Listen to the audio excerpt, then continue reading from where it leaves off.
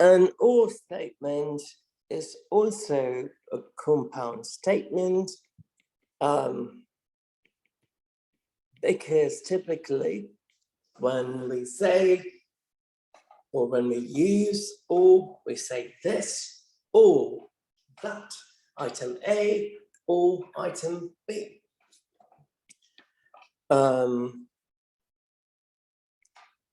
Rob is going to pick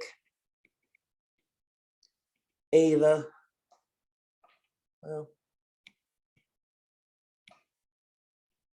an apple, or he is going to pick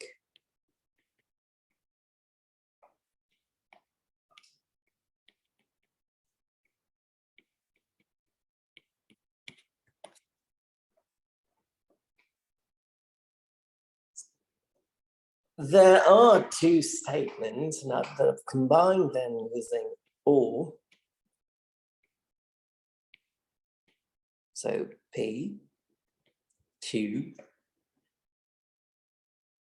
and when we write it formally, we write this as P, V, Q. Inverted carriage.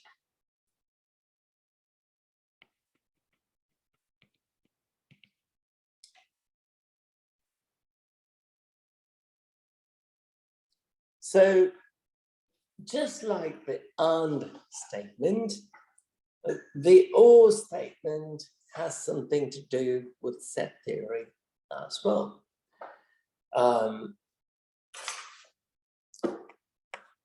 If I say that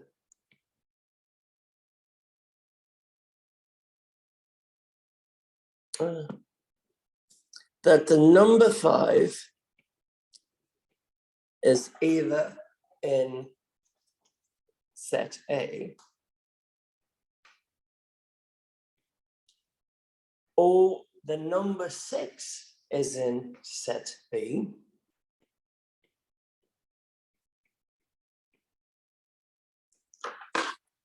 in the union, I could find 5 or 6.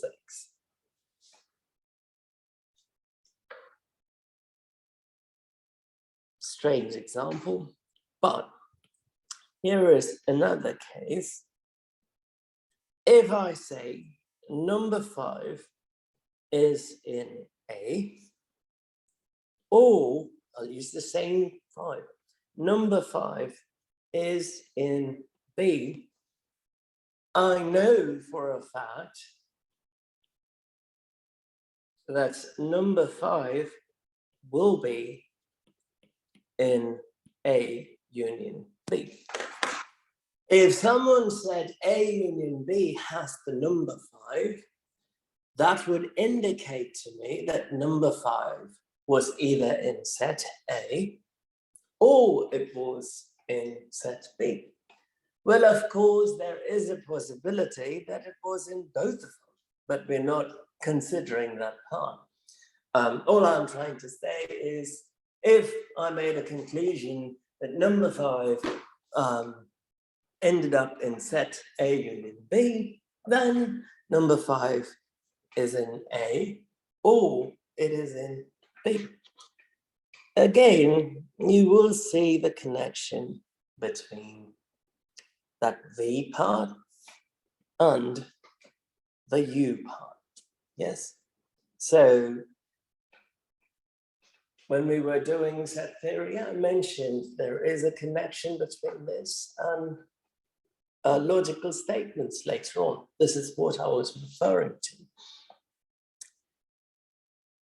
Of course, one might negate and say Rob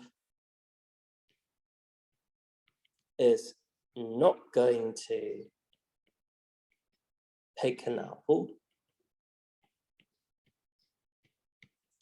or he is going to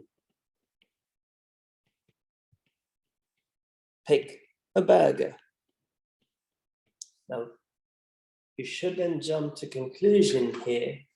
The moment I negated, you can't say, oh, when Rob is not going to pick an apple, he's going to pick a burger. That's not true. Because if he's not picking an apple, he could pick something else. He could pick a rod for all that matters. So in this case, the notation would end up being not P or Q.